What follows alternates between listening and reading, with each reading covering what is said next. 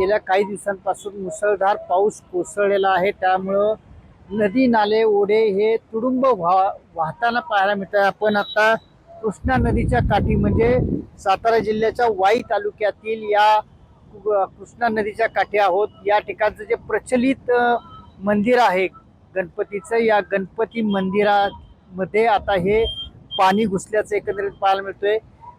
जो काही पाऊस कोसळलेला आहे त्याच्यामुळं धोम बलकवडी ह्या धरणाचा परिणाम ह्या नद्यांवरती होताना पाहायला मिळतो। या नद्यांवरतीच हे बांधलेली दोन्ही धरणं आहेत।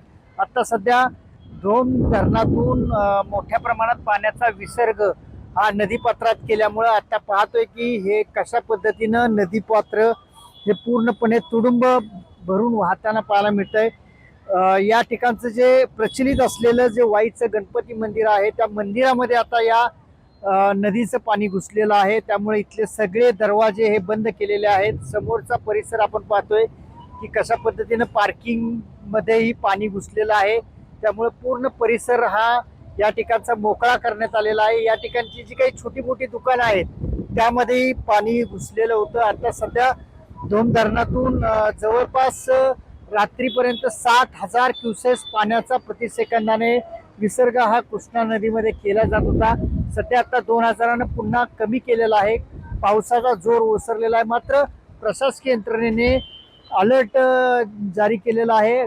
काही वेळामध्ये पुन्हा या नदी पाण्याची पातळी ही पाणी सोडण्याची प्रक्रिया ही वाढवली जाण्याची शक्यता आहे।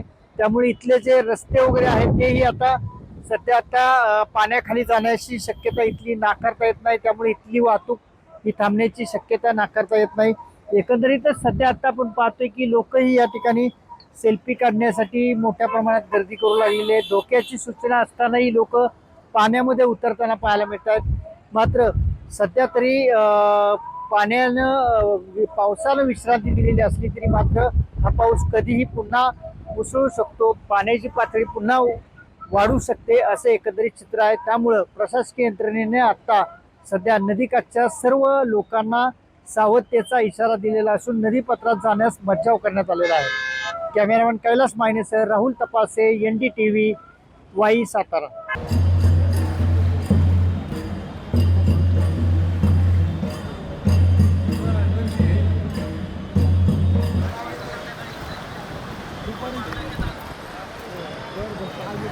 दुपारी बाहेर जाणार आहे।